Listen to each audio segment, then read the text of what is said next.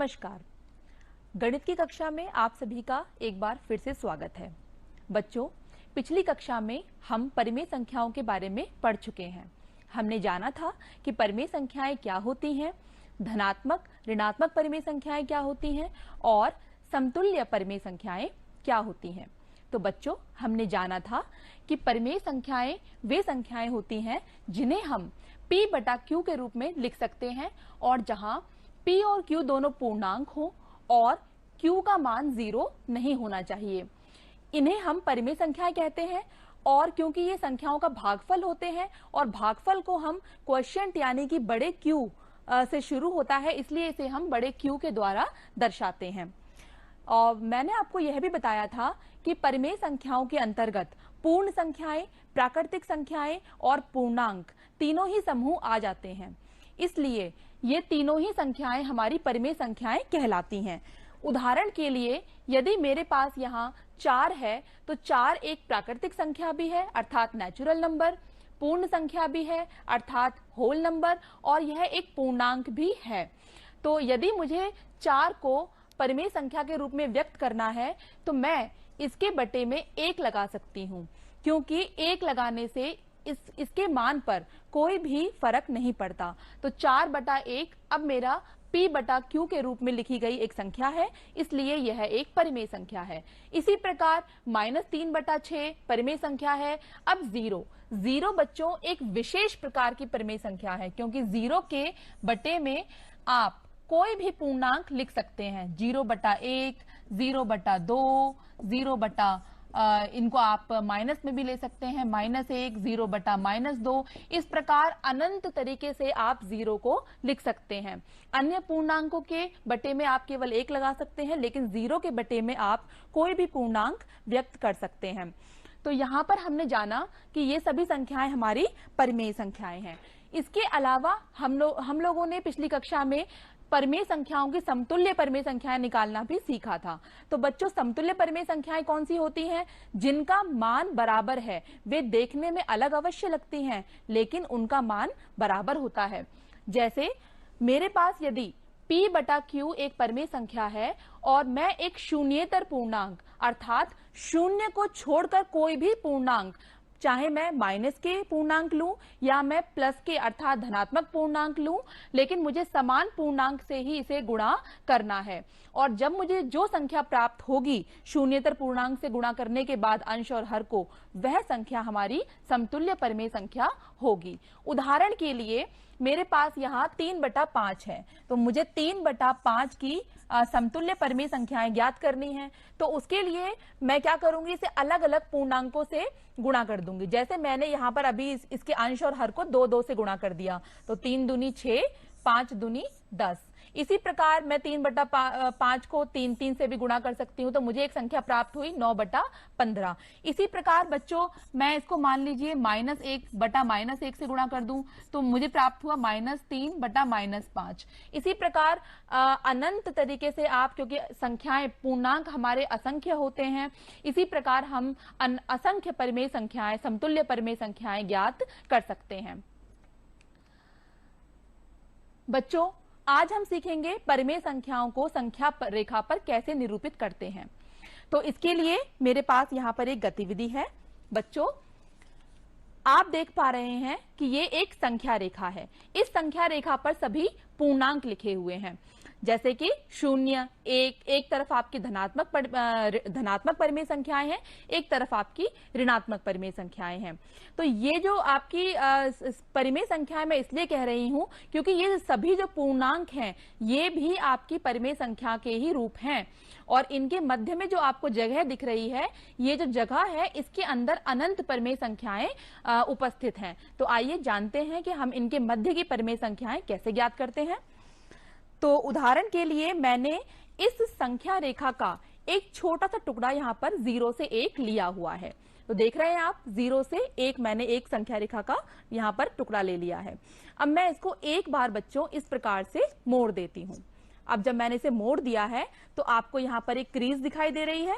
अब मैं इस क्रीज पर लाइन लगाकर आपको दिखाती हूं कि ये यहाँ पर क्रीज बनी थी, और इस एक बार मोड़ने के कारण आपने 0 और 1 को 2 भागों में विभक्त कर दिया है। अब यहाँ पर 2 भाग हैं, ये पहला भाग और ये है आपका दूसरा भाग। 2 भागों में व्यक्त किया, लेकिन मोड़ने पर जो परिमेय संख्या प्राप्त हुई अर्थात 1/2, इसे आप 1/2 कहेंगे, 2 में से 1 भाग।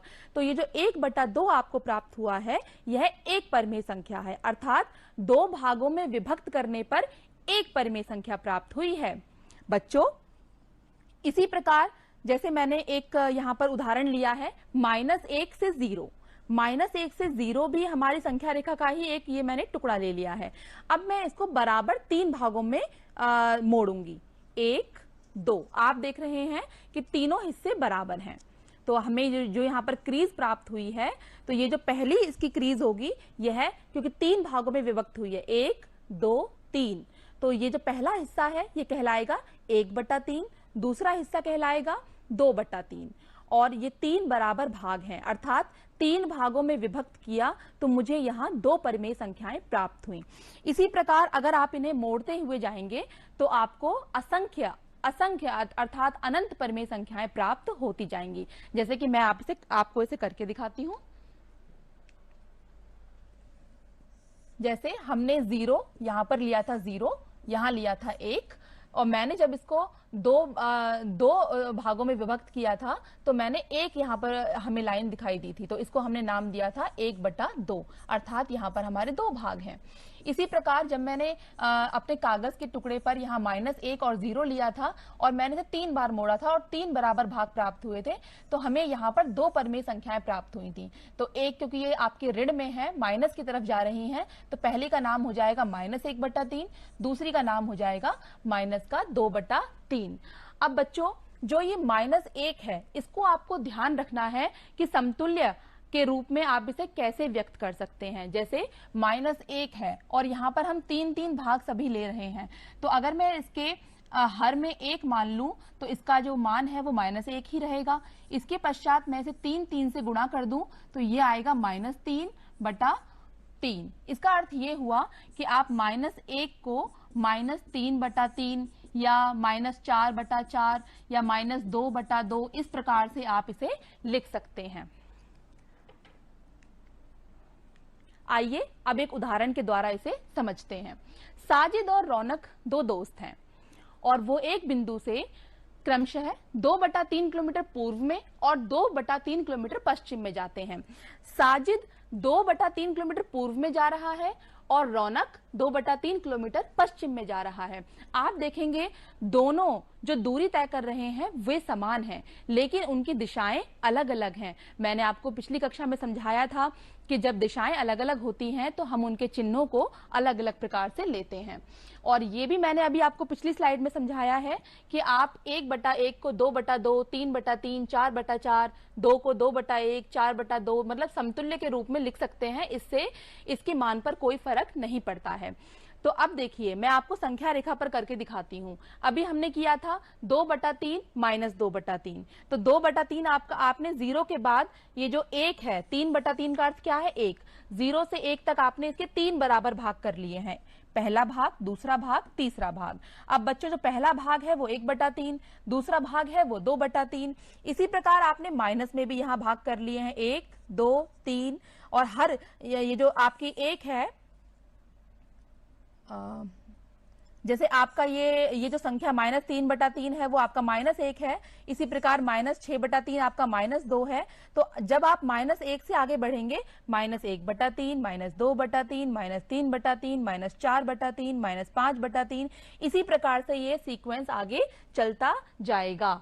तो जब आपको 2/3 साजिद का दिखाना है पूर्व में, तो पूर्व में जाएंगे आप दाईं तरफ और पूर्व के लिए आप इसको यहां पर दिखा देंगे। तो साजिद गया आपका 2/3। हमने इसको इस संख्या रेखा पर निरूपित किया है, हमने दिखाया है क्रॉस के द्वारा कि ये हमारा 2/3 को प्रदर्शित कर रहा है। इसी प्रकार जब हम रौनक के लिए दिखाएंगे तो रौनक हमारा यहाँ पर अर्थात माइनस, क्योंकि पश्चिम में जा रहा है वो, और पश्चिम के लिए हम बाईं अपनी दिशा लेते हैं और बाईं तरफ हमारे 0 के ऋणात्मक संख्याएं होती हैं, तो रौनक हमारा -2/3 पर जाएगा। तो इस प्रकार से आइए बच्चों अब एक और उदाहरण देखते हैं। अभी आपने जो उदाहरण देखा है इसमें पीछे वाले जो उदाहरण में हमारे पास आप देखेंगे कि अंश और हर इस प्रकार से लिखे गए हैं कि अंश छोटा है और हर बड़ा है ना। मतलब दोनों ही केसेस में अंश छोटा है और हर बड़ा है। लेकिन यदि मैं अब इस उदाहरण को देखूं, इस उदाहरण में क्या दिया गया है, ये स्थान A है और ये स्थान B है। दोनों ही जगह ठंड का मौसम है इस वक्त, लेकिन एक थोड़ा ज्यादा ठंडा है, एक थोड़ा कम ठंडा है। तो स्थान A का तापमान 12/5 डिग्री सेल्सियस है और स्थान B का तापमान -8/5 डिग्री सेल्सियस है। अब आप यहां देख पाएंगे कि जो अंश है वो हर से बड़ा है, यानी कि अंश बड़ा है हर से, है ना। तो इसको हम कैसे प्रदर्शित करेंगे? अब इनको हम संख्या रेखा पर कैसे दिखाएंगे? 12/5 लिखा हुआ है, तो इसके लिए मैं आपको थोड़ा सा भिन्नों की तरफ लेके चलती हूं कि हमने भिन्नों में कैसे पढ़ा था। तो चलिए बच्चों, अब हम आपको भिन्नों की तरफ लेकर चलते हैं। जैसे कि हम जानते हैं कि अगर हमें 12/5 को भिन्नों की तरफ प्रदर्शित करना है तो हम कैसे करेंगे? ये आप देख रहे हैं 1 2 3 4 5, 5 में से पांचों भाग रंगे हुए हैं, अर्थात 5/5, जिसे कि हम 1 कहेंगे। इसी प्रकार 1 और 1 2, और ये हो जाएंगे आपके 10/5। 10 और 2 12/5, यानी कि 12/5 को आप लिख सकते हैं 1 + 1 यानी कि 2 सही 2/5।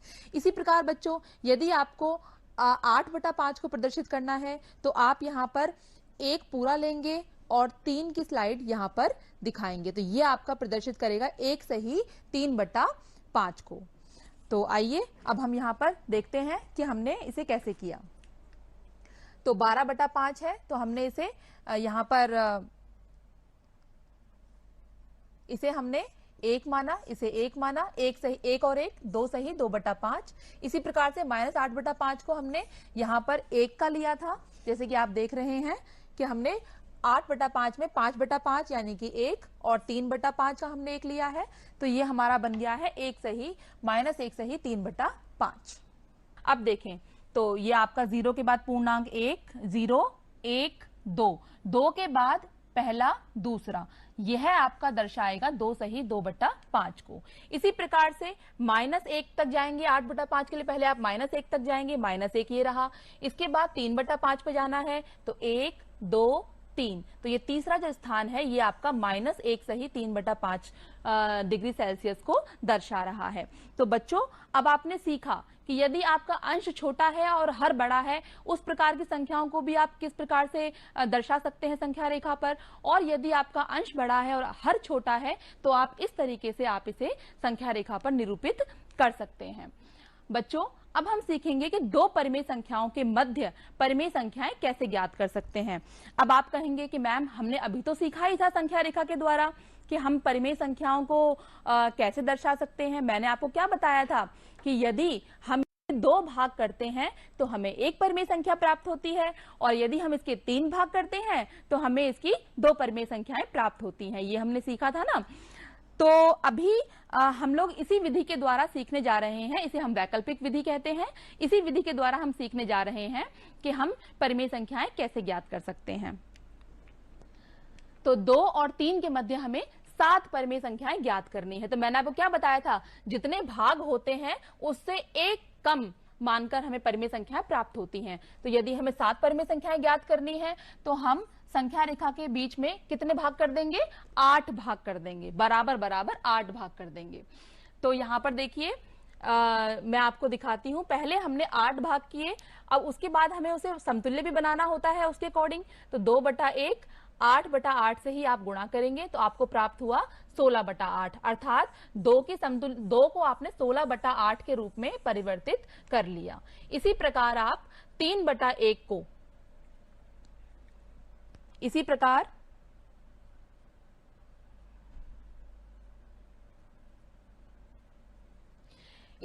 से आप 3/1 को भी 8/8 से गुणा करके 24/8 के रूप में परिवर्तित कर सकते हैं।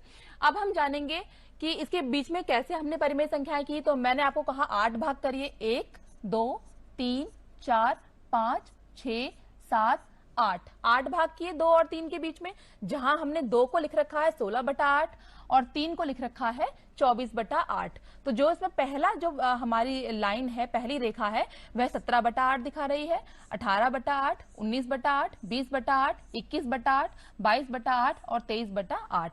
इस प्रकार हमें 7 परिमेय संख्याएं प्राप्त हुई।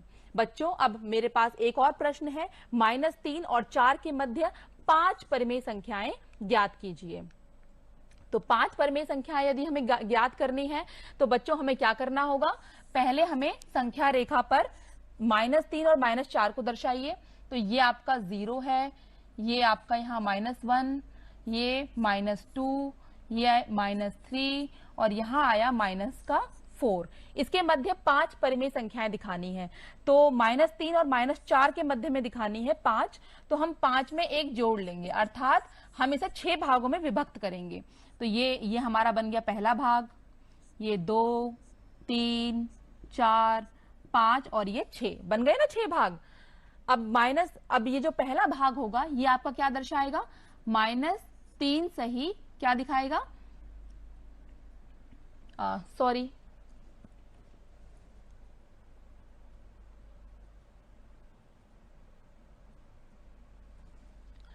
तो बच्चों -3 और -4 के मध्य परिमेय संख्याएं हमें ज्ञात करनी है। तो उसके लिए पहले हम संख्या रेखा बना लेते हैं। यहाँ पर -3 है और यहाँ पर -4 है। तो इसको पहले हमने क्या जाना था कि हम -3 और 4 इन दोनों को समतुल्य बना लेंगे। 5 परिमेय संख्याएं हैं, 5 में 1 जोड़ेंगे अर्थात 6 मिला। तो हम 6 से इसके अंश और हर को गुणा कर लेंगे, हमें प्राप्त हुआ -18/6। इसी प्रकार -4/1 को हमने 6 से गुणा किया तो हमें प्राप्त हुआ -24/6। इसका अर्थ ये हुआ -3 को आप लिख सकते हैं -18/6 और -4 को आप लिख सकते हैं -24/6, है ना बच्चों? तो यहाँ पर जो मैं इसको 6 भागों में विभक्त करूंगी। ये हमारा आया पहला भाग, 2, 3, 4, 5, 6। तो जो पहला भाग है 18 के बाद यहां स्टार्ट होगा बच्चों 19। तो ये पहला जो भाग होगा -19/6, दूसरा -20/6, तीसरा -21/6, चौथा -22/6, सातवां -23/6। तो मुझे 5 समतुल्य परिमेय संख्याएं ज्ञात हो चुकी पता चल चुकी हैं। कौन कौन सी हैं? -19/6, -20/6, -21/6, -22/6 और -23/6। तो मैंने 5 परिमेय संख्याएं इन 2 संख्याओं के मध्य में ज्ञात कर ली हैं। तो बच्चों हमने क्या जाना अभी तक कि किसी भी संख्या की अनंत समतुल्य परिमेय संख्याएं हो सकती हैं और संख्या रेखा पर भी आप अनंत परिमेय संख्याएं दिखा सकते हैं। उदाहरण के लिए हमने -3/4 की समतुल्य परिमेय संख्या ज्ञात की पहले से। जब हमने 2 से गुणा कर दिया तो हमें -6/8 प्राप्त हुआ, अंश और हर दोनों को। इसी प्रकार 3 से गुणा करने पर हमें -9/12, 4 से गुणा करने पर। इस प्रकार हमें अनंत, ये जो आपका सीक्वेंस है ये चलता जाएगा, ये रुकेगा नहीं। तो अब बच्चों यदि मैं आपको ये जो टेबल है ये ना दिखाऊं और इनमें से कोई 2 परिमेय संख्याएं ले लूं, जैसे कि मैंने -12/16 ले लिया और -21/28 ले लिया, तो इनकी समानता की जांच हम कैसे करेंगे? मतलब इनकी समानता की आपको कैसे पता लगेगा कि ये दोनों समान हैं? यदि मैं आपको नहीं बताऊं और मैं इसको छुपा लूं और मैं आपको सिर्फ ये 2 संख्या दे दूं और आपसे पूछूं कि बताइए क्या ये दोनों समतुल्य हैं, क्या ये समान हैं, तो आप कैसे पता लगाएंगे? तो बच्चों इसकी समानता की जांच करने की हमारे पास 2 विधियां होती हैं। जो मुख्यतः 2 विधियां हैं वो हैं सरलतम रूप प्राप्त करके और समान हर बनाकर। लेकिन इसके अलावा भी हमारे पास एक विधि होती है जिसे हम वैकल्पिक विधि बोलते हैं। जब हमारे पास समय की बहुत कमी होती है तो ये एक शॉर्ट मेथड है निकालने का कि ये दोनों बराबर हैं या बराबर नहीं है। इसे हम समान होने का प्रतिबंध कहते हैं, अर्थात a/b और c/d यदि 2 परिमेय संख्याएं हैं तो इनके समान होने के प्रतिबंध के द्वारा हम पता लगा सकते हैं कि ये समान है या समान नहीं है। तो बच्चों मैं आगे बढ़ूं उससे पहले मैं आपको एक जो बहुत ही एक छोटा सा इंपॉर्टेंट टर्म है वो बताना चाहूंगी, वो है निरपेक्ष मान। किसी संख्या का निरपेक्ष मान क्या होता है? तो बच्चों निरपेक्ष मान का अर्थ होता है केवल संख्यात्मक मान। तो चलिए बच्चों, अब हम आते हैं कि हमने क्या सीखा। बच्चों, आज हमने सीखा कि दो क्रमागत संख्याओं के मध्य अनंत परिमेय संख्याएं हो सकती हैं और परिमेय संख्याओं को संख्या रेखा पर प्रदर्शित किया जा सकता है। साथ ही हमने सीखा कि अंश और हर को उनके निरपेक्ष मानों से भाग देने पर हमें सरलतम परिमेय संख्या प्राप्त होती है, जिसे हम मानक रूप भी कहते हैं। इसी प्रकार परिमेय संख्या को उनके सरलतम रूप में लाकर उनकी तुलना भी की जा सकती है और समान हर बनाने के लिए उनके हरों को उनके एलसीएम के बराबर बनाते हैं और उसके बाद उन्हें क्रमानियोजित करते हैं। तो बच्चों, अब आपके लिए एक असाइनमेंट है, इसे आपको करना है। इसमें आपको संख्याओं को संख्या रेखा पर प्रदर्शित करना है और मुझे पता है कि इसे आप कर लेंगे। इसके बाद यहाँ पर आपको इसे सरलतम रूप में लिखना है। यहाँ संख्या रेखा पर प्रदर्शित करना था, यहाँ सरलतम रूप में लिखना है। यहाँ पर आपको यह बताना है कौन सी परिमेय संख्या छोटी है, कौन सी बड़ी है, और यहाँ पर इसे आपको अवरोही क्रम में लिखना है। तो बच्चों, अब आपको गृह कार्य में अपनी किताब की पृष्ठ संख्या 26 और 31 से 33 पर दी गई अभ्यास 1B, 1C और दक्षता अभ्यास को करके लाना है। बच्चों, अब हम सीखेंगे कि दो परिमेय संख्याओं के मध्य परिमेय संख्याएं कैसे ज्ञात कर सकते हैं। अब आप कहेंगे कि मैम, हमने अभी तो सीखा ही था संख्या रेखा के द्वारा कि हम परिमेय संख्याओं को कैसे दर्शा सकते हैं। मैंने आपको क्या बताया था कि यदि हम इसके 2 भाग करते हैं तो हमें एक परिमेय संख्या प्राप्त होती है और यदि हम इसके 3 भाग करते हैं तो हमें इसकी 2 परिमेय संख्याएं प्राप्त होती हैं। ये हमने सीखा था ना। तो अभी हम लोग इसी विधि के द्वारा सीखने जा रहे हैं, इसे हम वैकल्पिक विधि कहते हैं। इसी विधि के द्वारा हम सीखने जा रहे हैं कि हम परिमेय संख्याएं कैसे ज्ञात कर सकते हैं। तो 2 और 3 के मध्य हमें 7 परिमेय संख्याएं ज्ञात करनी है। तो मैंने आपको क्या बताया था, जितने भाग होते हैं उससे एक कम मानकर हमें परिमेय संख्याएं प्राप्त होती हैं। तो यदि हमें 7 परिमेय संख्याएं ज्ञात करनी है तो हम संख्या रेखा के बीच में कितने भाग कर देंगे, 8 भाग कर देंगे, बराबर बराबर 8 भाग कर देंगे। तो यहां पर देखिए, मैं आपको दिखाती हूं। पहले हमने 8 भाग किए, अब उसके बाद हमें उसे समतुल्य भी बनाना होता है उसके अकॉर्डिंग। तो 2/1 8/8 से ही आप गुणा करेंगे तो आपको प्राप्त हुआ 16/8, अर्थात 2 के समतुल्य 2 को आपने 16/8 के रूप में परिवर्तित कर लिया। इसी प्रकार आप 3/1 को, इसी प्रकार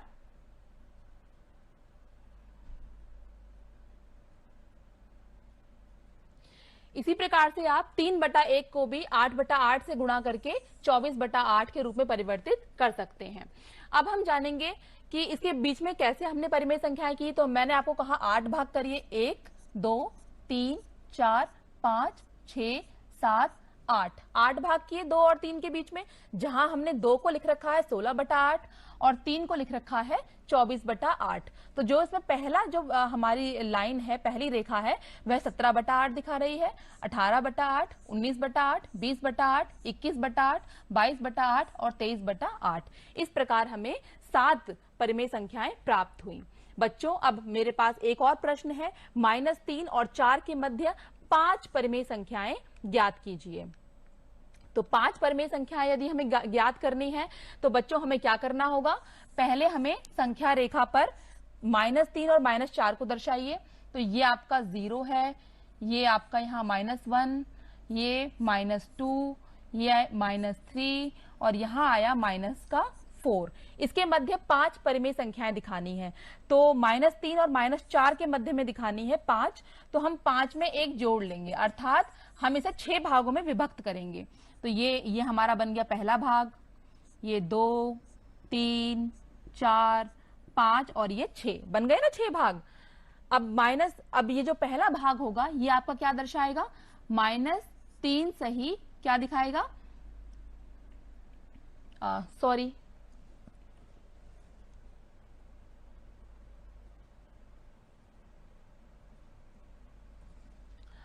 तो बच्चों -3 और -4 के मध्य परिमेय संख्याएं हमें ज्ञात करनी है। तो उसके लिए पहले हम संख्या रेखा बना लेते हैं। यहां पर -3 है और यहां पर -4 है। तो इसको पहले हमने क्या जाना था कि हम -3 और 4 इन दोनों को समतुल्य बना लेंगे। 5 परिमेय संख्याएं हैं, 5 में 1 जोड़ेंगे अर्थात 6 मिला। तो हम 6 से इसके अंश और हर को गुणा कर लेंगे, हमें प्राप्त हुआ -18/6। इसी प्रकार -4/1 को हमने 6 से गुणा किया तो हमें प्राप्त हुआ -24/6। इसका अर्थ ये हुआ -3 को आप लिख सकते हैं -18/6 और -4 को आप लिख सकते हैं -24/6, है ना बच्चों। तो यहाँ पर जो अब मैं इसको 6 भागों में विभक्त करूंगी। ये हमारा आया पहला भाग, 2, 3, 4, 5, 6। तो जो पहला भाग है 18 के बाद यहाँ स्टार्ट होगा बच्चों 19, तो ये पहला जो भाग होगा -19/6, दूसरा -20/6, तीसरा -21/6, चौथा -22/6, सातवां -23/6। तो मुझे 5 समतुल्य परिमेय संख्याएं ज्ञात हो चुकी पता चल चुकी हैं। कौन कौन सी हैं? -19/6, -20/6, -21/6, -22/6 और -23/6। तो मैंने 5 परिमेय संख्याएं इन 2 संख्याओं के मध्य में ज्ञात कर ली हैं। तो बच्चों हमने क्या जाना अभी तक कि किसी भी संख्या की अनंत समतुल्य परिमेय संख्याएं हो सकती हैं और संख्या रेखा पर भी आप अनंत परिमेय संख्याएं दिखा सकते हैं। उदाहरण के लिए हमने -3/4 की समतुल्य परिमेय संख्या ज्ञात की पहले से। जब हमने 2 से गुणा कर दिया तो हमें -6/8 प्राप्त हुआ, अंश और हर दोनों को। इसी प्रकार 3 से गुणा करने पर हमें -9/12, 4 से गुणा करने पर, इस प्रकार हमें अनंत, ये जो आपका सीक्वेंस है ये चलता जाएगा, ये रुकेगा नहीं। तो अब बच्चों यदि मैं आपको ये जो टेबल है ये ना दिखाऊं और इनमें से कोई 2 परिमेय संख्या ले लूं, जैसे कि मैंने -12/16 ले लिया और -21/28 ले लिया, तो इनकी समानता की जांच हम कैसे करेंगे? मतलब इनकी समानता की आपको कैसे पता लगेगा कि ये दोनों समान हैं? यदि मैं आपको नहीं बताऊं और मैं इसको छुपा लूं और मैं आपको सिर्फ ये 2 संख्या दे दूं और आपसे पूछूं कि बताइए क्या ये दोनों समतुल्य हैं, क्या ये समान हैं, तो आप कैसे पता लगाएंगे? तो बच्चों इसकी समानता की जांच करने की हमारे पास 2 विधियां होती हैं। जो मुख्यतः 2 विधियां हैं वो हैं सरलतम रूप प्राप्त करके और समान हर बनाकर।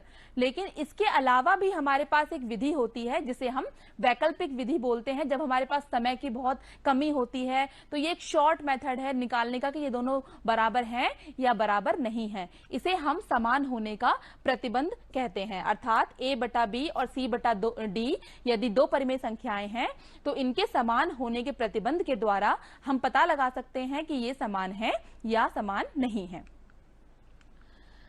तो बच्चों मैं आगे बढ़ूं उससे पहले मैं आपको एक जो बहुत ही एक छोटा सा इंपॉर्टेंट टर्म है वो बताना चाहूंगी, वो है निरपेक्ष मान। किसी संख्या का निरपेक्ष मान क्या होता है? तो बच्चों निरपेक्ष मान का अर्थ होता है केवल संख्यात्मक मान। तो चलिए बच्चों अब हम आते हैं कि हमने क्या सीखा। बच्चों आज हमने सीखा कि 2 क्रमागत संख्याओं के मध्य अनंत परिमेय संख्याएं हो सकती हैं और परिमेय संख्याओं को संख्या रेखा पर प्रदर्शित किया जा सकता है। साथ ही हमने सीखा कि अंश और हर को उनके निरपेक्ष मानों से भाग देने पर हमें सरलतम परिमेय संख्या प्राप्त होती है जिसे हम मानक रूप भी कहते हैं। इसी प्रकार परिमेय संख्या को उनके सरलतम रूप में लाकर उनकी तुलना भी की जा सकती है और समान हर बनाने के लिए उनके हरों को उनके एलसीएम के बराबर बनाते हैं और उसके बाद उन्हें क्रमानियोजित करते हैं। तो बच्चों अब आपके लिए एक असाइनमेंट है, इसे आपको करना है। इसमें आपको संख्याओं को संख्या रेखा पर प्रदर्शित करना है और मुझे पता है कि इसे आप कर लेंगे। इसके बाद यहाँ पर आपको इसे सरलतम रूप में लिखना है। यहाँ संख्या रेखा पर प्रदर्शित करना था, यहाँ सरलतम रूप में लिखना है। यहाँ पर आपको यह बताना है कौन सी परिमेय संख्या छोटी है, कौन सी बड़ी है और यहाँ पर इसे आपको अवरोही क्रम में लिखना है। तो बच्चों अब आपको गृह कार्य में अपनी किताब की प्रश्न संख्या 26 और 31 से 33 पर दी गई अभ्यास 1B, 1C और दक्षता अभ्यास को करके लाना है। आई होप आपको समझ में आ गया होगा।